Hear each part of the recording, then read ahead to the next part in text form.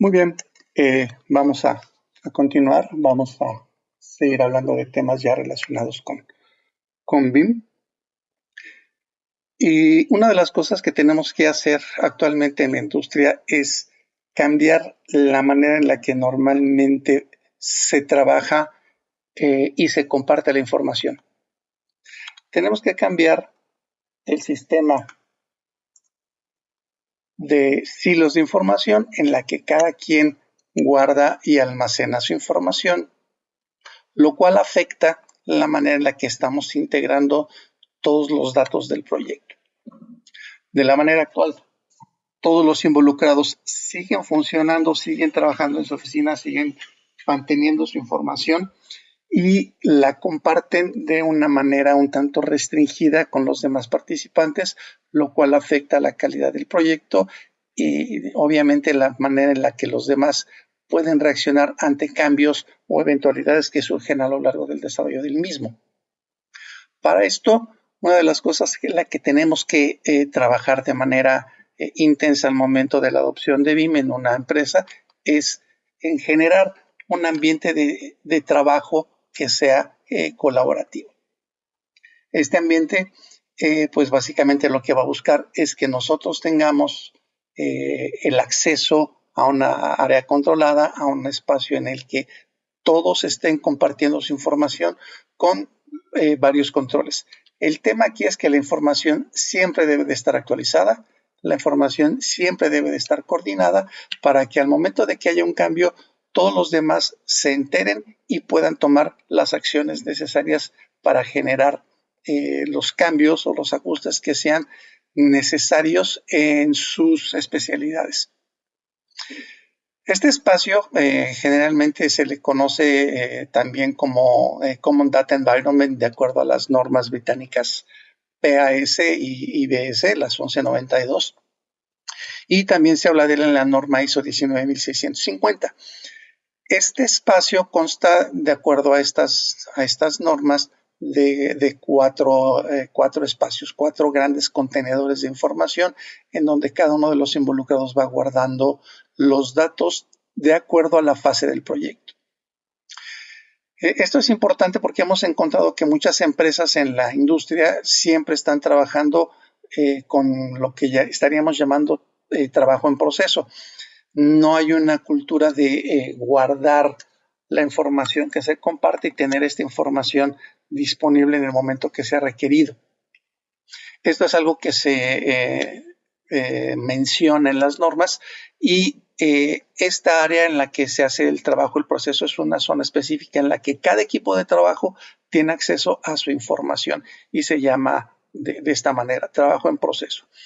Cuando alguien emite algún cambio y este cambio se aprueba, entonces se pasa la información a otra área del contenedor, a otra área de este Common Data Environment que se llama datos compartidos.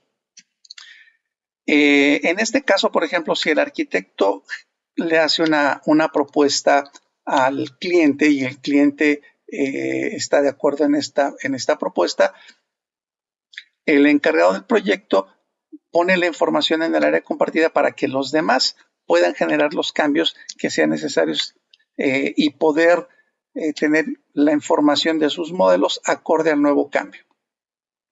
Todos estos modelos después se modifican, se verifican, se checan y el propietario los aprueba para su uso en construcción.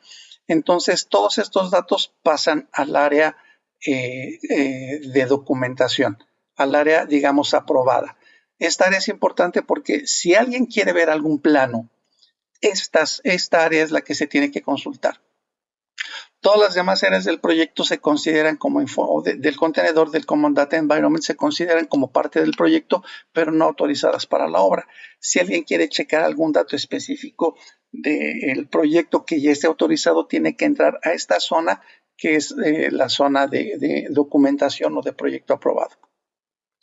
Una vez que una información termina su ciclo de vida en el proyecto y ya no es necesaria, esta información se pasa a la cuarta área, que es el área de archivo. Por ejemplo, si se genera ya el proyecto aprobado y se va a emitir una licitación o un concurso para que varios contratistas presenten sus propuestas, toda la documentación para estas propuestas se genera en el área compartida. Y una vez que se elige a un ganador, que se especifica ya quién va a ser el ganador, pues toda la documentación de la licitación del concurso ya no es necesaria y se mueve al área de proyecto. Lo mismo sucede, por ejemplo, con la información as-built. Una vez que ya se finaliza su utilización, pues se mueve al área de proyecto. Y esto lo que hace es que tengamos siempre la información necesaria para el proyecto en todo momento actualizada. Esto nos lleva a cambiar la forma en la que se generan los modelos. De la manera actual, y esto es algo que sucede mucho en la industria en México, el arquitecto, el ingeniero de instalaciones, el ingeniero estructurista siguen trabajando cada quien en su entorno y ocasionalmente intercambian información para generar los cambios que requieren. Esto debe de cambiar. No es necesario que todos estén trabajando físicamente en el mismo lugar, pero sí que tengan acceso a todos los datos que cada quien genera, y estos les van a permitir tener la información más reciente y generar actividades de coordinación de forma mucho más eficiente.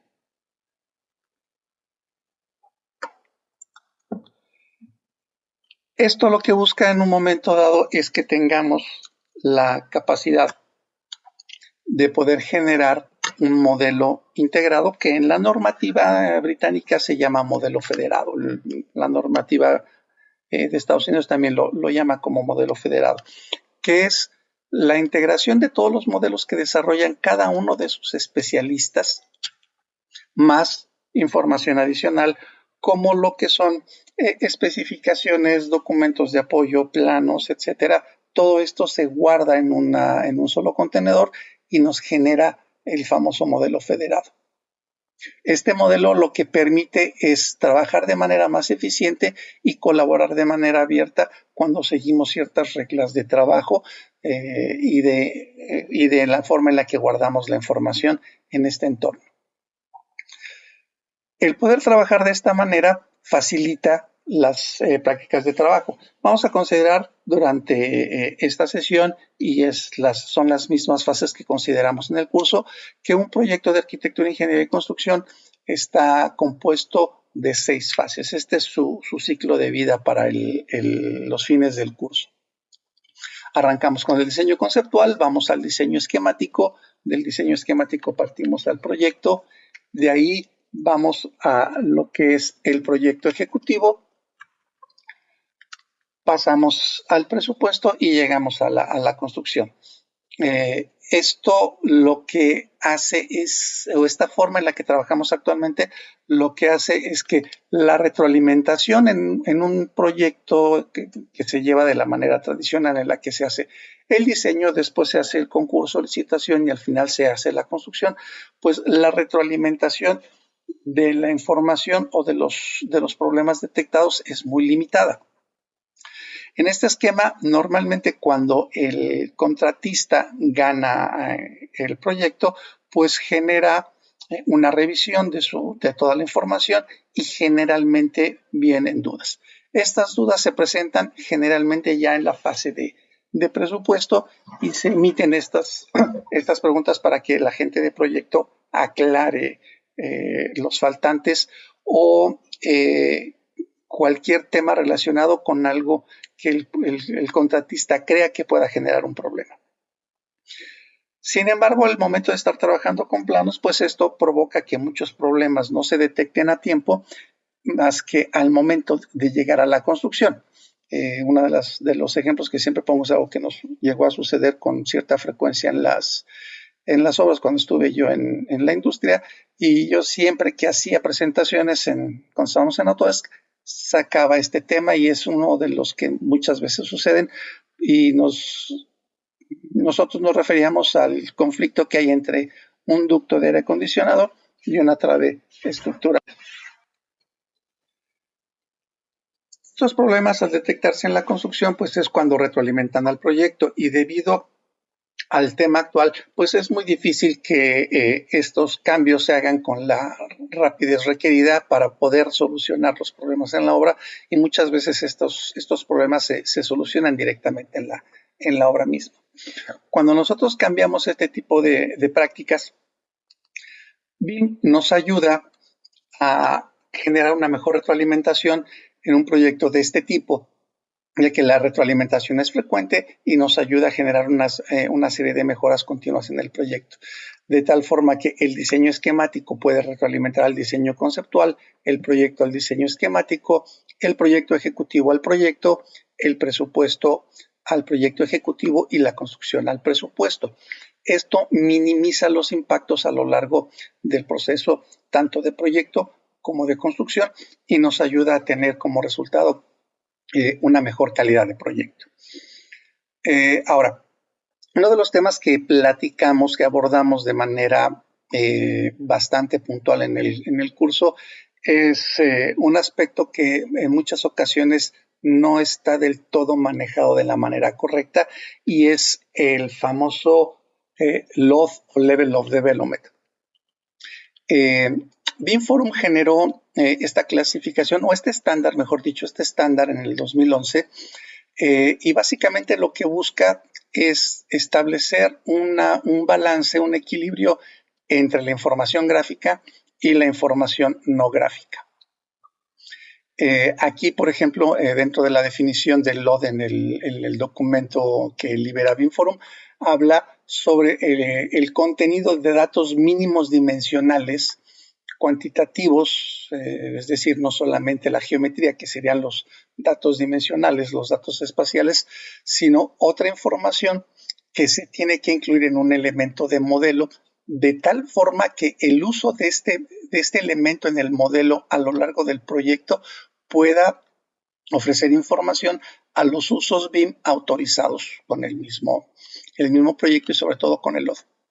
Ahora, este nivel no es el mismo a lo largo de todo el proyecto y va cambiando en cada una de las fases, de tal forma que va reflejando cómo cambia la madurez del proyecto de acuerdo a cómo se está avanzando en el programa de desarrollo. En la actualidad, BIM Forum maneja 6 niveles: LOD 100, 200, 300, 350, 400 y 500. Si nosotros vamos a tener como objetivo el desarrollo de un proyecto de construcción, el LOD en el que debemos estar pensando como base, el LOD mínimo, es un LOD 300 y en algunos casos un LOD 350.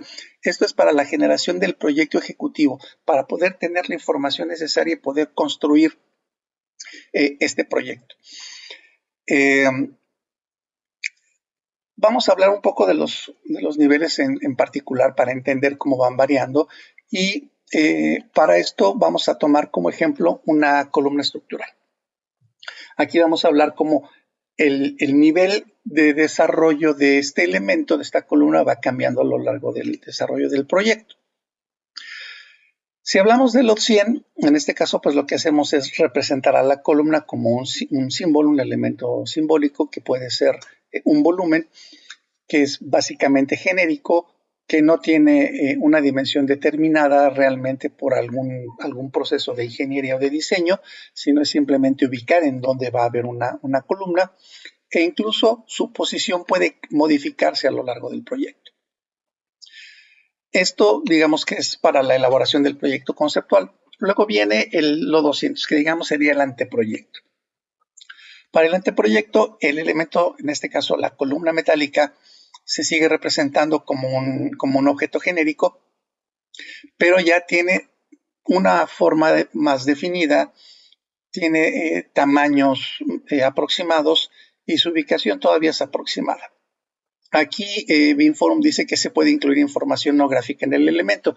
¿A qué se refiere con información no gráfica? Por ejemplo, si vamos a hablar de un perfil de rolado, un perfil de fabricado, en el que ya estaríamos hablando de un peso por metro lineal del elemento, pues se puede añadir este dato al elemento para poder calcular el peso total de la estructura. Vamos avanzando en el proyecto, el ingeniero determina cuáles son las secciones que le dan la estabilidad al proyecto y se llega entonces a los 300. Lot 300 para una columna sería la posición específica de la columna en el proyecto con las dimensiones finales.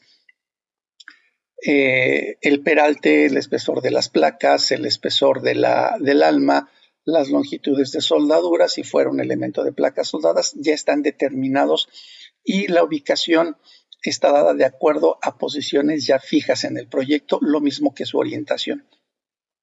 Pueden surgir cambios por requerimientos de modificaciones del proyecto, pero aquí ya podríamos estar hablando de elementos muy cercanos a la ejecución de la obra. Y de igual forma podemos incluir información no gráfica en el elemento. ¿Qué tipo de información no gráfica podríamos incluir?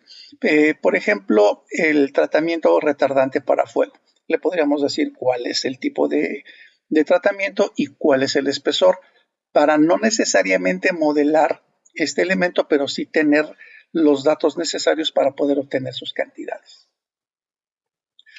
Luego viene lot 350. Si ustedes checan aquí, empieza a haber algunos cambios en la parte del detalle del elemento. Lot 350 surgió como un nivel para poder cubrir un hueco que se encontró entre el lot 300 y lot 350 relacionado con las adquisiciones del proyecto. Cuando el ingeniero estructurista determina las secciones del proyecto, es decir, termina la ingeniería básica, pues ya tenemos certeza de que la estructura es estable. Sin embargo, por ejemplo, le estarían faltando en relación a los 300 la placa de fijación. Y además de colocar la placa de fijación que es necesaria, pero que en el nivel de desarrollo anterior no se incluía, podemos incluir también los elementos de anclaje, en este caso a la cimentación. No es necesario que incluyamos, por ejemplo, los elementos de fijación en el vaciado de concreto, ni las tuercas, porque estos ya no son necesarios, aunque sí podemos incluirlos, pero realmente no son estrictamente necesarios en el nivel 350. Luego viene el nivel 400. El nivel 400 es un nivel que normalmente está especificado para que lo genere un contratista especializado. Es decir, no lo hace el ingeniero estructurista a cargo del desarrollo de la ingeniería básica. El estructurista a cargo de la ingeniería básica generalmente termina su trabajo en los 350 o los 300 dependiendo si es concreto. Pero ya cuando hablamos de los 400 hablamos de una empresa que se dedica a detallar la estructura metálica, a proveer la estructura metálica y a fijar y colocar en sitio la estructura metálica. Entonces, ellos sí ya se encargan no solamente de colocar los elementos base de fijación, sino refuerzos que sean necesarios en la misma columna, en la base, como cartabones o atiesadores, y que van a tener como ventaja pues la fijación de acuerdo a las consideraciones estructurales y poder tener todos los elementos ya especificados. Aquí la columna se representa con todos los elementos de fijación y montaje. Esta es la diferencia entre los 350 y los 400. La inclusión de los elementos de fabricación, de detalle y de montaje. Después viene el lot más, desde mi punto de vista, más incomprendido de todos, que es el lot 500. De hecho, hablando de los 500, BIM Forum no genera una representación del elemento. Los 500, se especifica este lot BIM Forum como el mismo elemento especificado en el nivel más alto durante el desarrollo del proyecto, pero verificado en obra. Es decir, que si yo tengo un muro que está especificado en el nivel de desarrollo como 300 y este muro se ejecuta en obra, pues lo que se verifica es su posición. Si el muro cae fuera de lo que es la tolerancia, si la tolerancia es de 1 centímetro y el muro se movió 2, pues este muro se actualiza en el modelo as-built sin cambiar la representación, sin cambiar el nivel de desarrollo. Y esta nueva posición es la representación verificada en campo, es el as-built. Y ese lot 300 pasaría automáticamente a lot 500. Otro de los aspectos que es necesario considerar es que no existe un nivel de desarrollo para todos los modelos que participan en el proyecto y que sea único. Es decir, si estamos participando en un proyecto en el que haya una estructura metálica o una estructura precolada, seguramente existirán en estos elementos el detalle, el desarrollo necesario para los 400 y que van a estar generados por los contratistas especializados. Pero arquitectura, instalaciones, seguramente estarán en los 300 o los 350, ya que no es necesario llegar a un nivel de desarrollo más allá en estos casos. Esto nos lleva a las consideraciones de qué modelar o qué no modelar para estimar costos. Vamos a pensar que estamos en la fase de anteproyecto y aquí necesitamos generar un estudio de costos para nuestro cliente. ¿Qué no deberíamos de modelar? Por ejemplo, si estamos hablando de muros de bloque de concreto en donde tenemos dalas de remate, dalas de desplante, castillos ahogados, el acero de refuerzo de estos elementos de confinación, de estos castillos, de estas columnas, no es necesario modelarlo. Si tenemos un edificio de 25 niveles y de esos 25 niveles, 24 son tipo, para llegar a obtener las cantidades de obra, basta con que yo modele un nivel. En el anteproyecto quizá no sea necesario que yo modele los 25 niveles, sino modelo 1. Tengo ya cantidades definidas para todos los demás niveles y simple y sencillamente lo replicamos en los niveles restantes. Los artículos de bajo costo, como por ejemplo las llaves de paso en los lavamanos o en los inodoros, para efectos de controlar la alimentación del agua, o algunos elementos de detalle como los elementos de fijación de puertas, las bisagras, las pijas, o si hablamos de los muros de mampostería, tabiques o bloques de concreto, si hablamos de muros de hoja de yeso, tabla roca, las canaletas interiores. Estos elementos generalmente no valen modelarse. ¿Por qué? Este es un ejercicio que hacemos en el curso y lo que se busca es llegar a tener un consenso y un entendimiento del por qué no deben de modelarse. Primero, el acero de refuerzo en los elementos de confinamiento pues se encuentra ya incluido en el precio unitario, por lo tanto no es necesario modelarlo. Siempre vamos a tener la misma sección, el mismo concreto, el mismo armado. Esto se incluye en el precio unitario, no necesitamos modelarlo dentro del proyecto. Ahora, si tenemos el caso del edificio de plantas tipo, pues si ya es repetitivo, no necesito modelarlo las 25 ocasiones restantes o las 24 ocasiones restantes en este caso, sino simplemente tener uno y aplicar el factor necesario para llegar a las cantidades. Después, los artículos de bajo costo, generalmente su impacto en el costo de la obra es muy pequeño.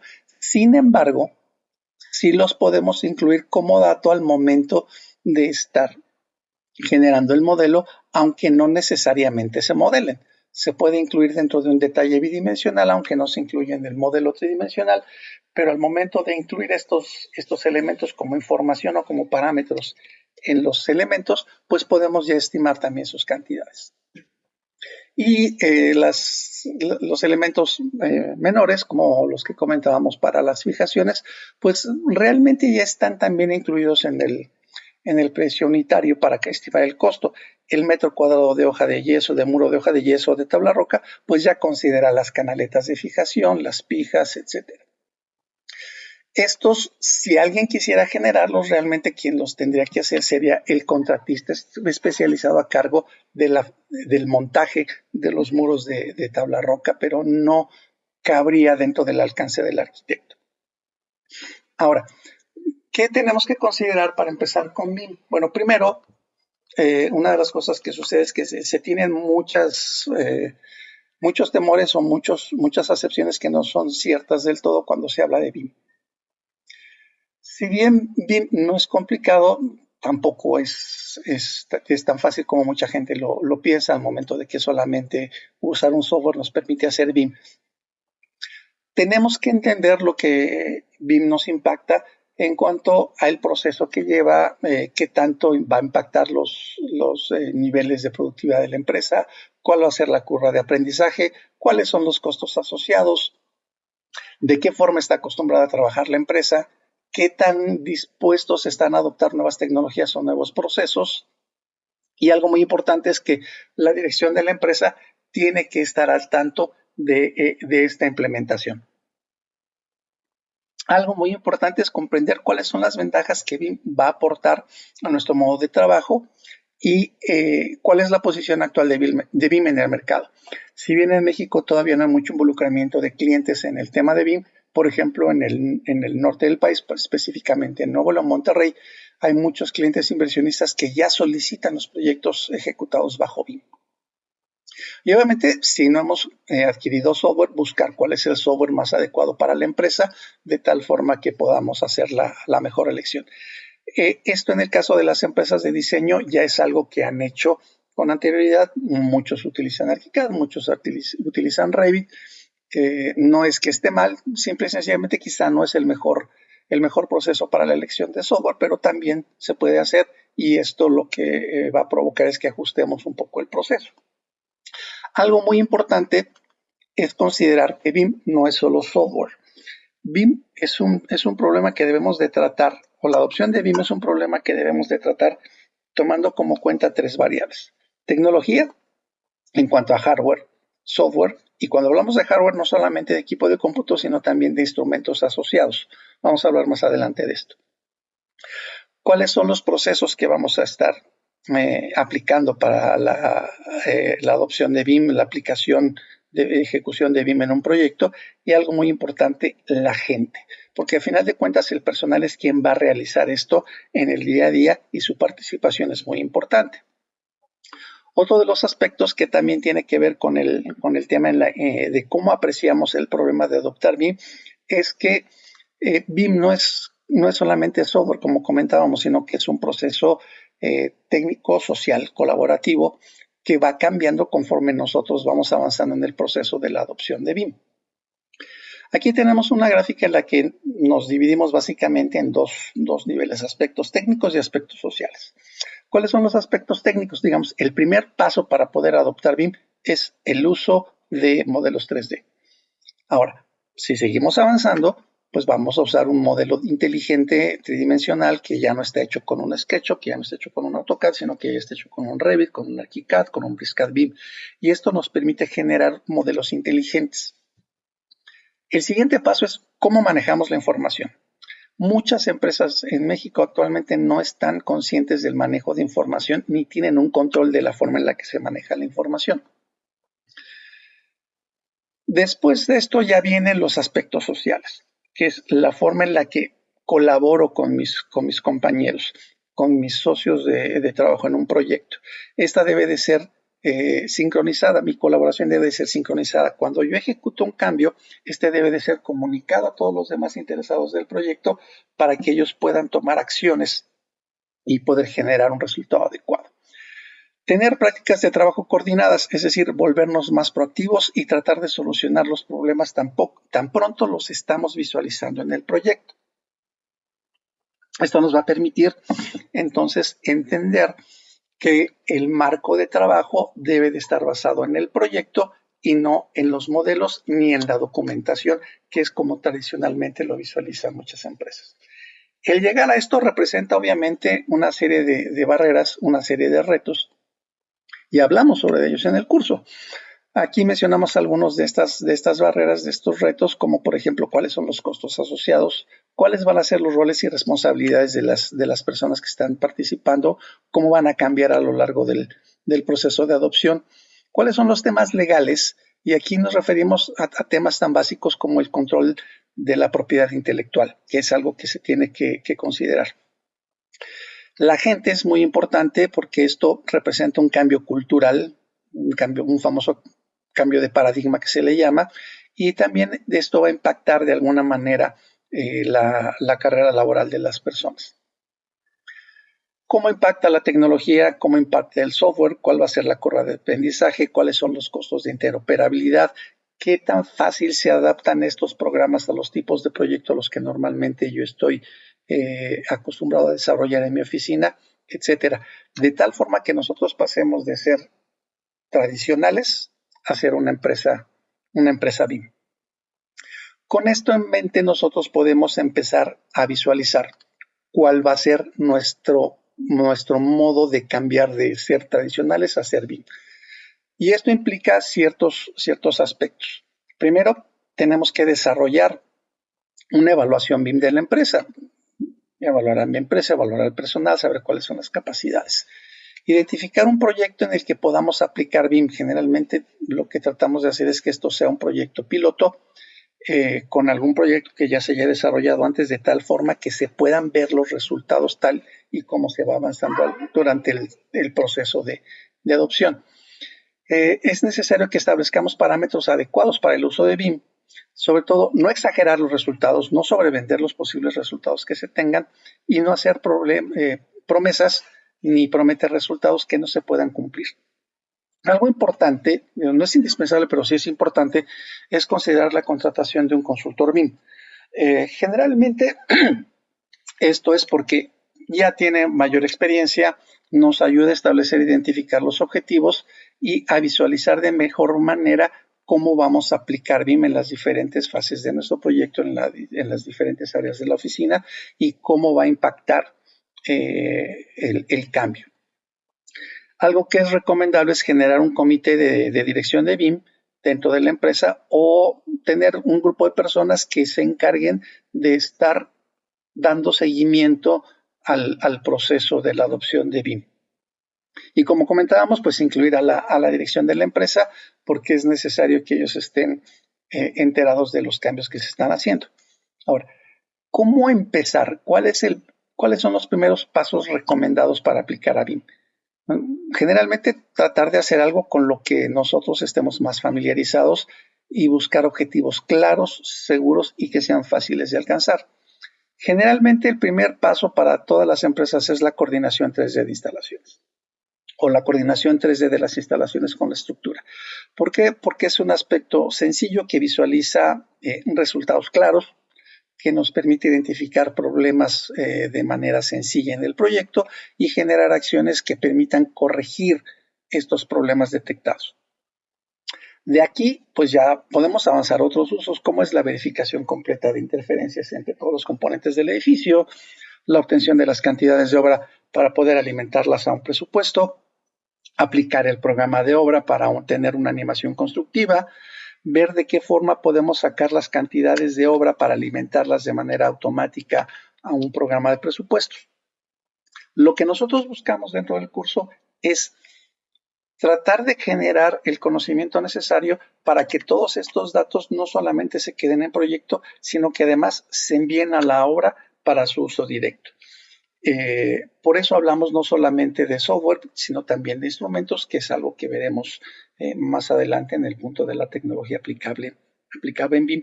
Pero la finalidad siempre es llegar al uso de los datos, al uso de los modelos en la obra para poder controlar la ejecución, poder controlar los avances y poder verificar realmente la calidad de lo que se está ejecutando.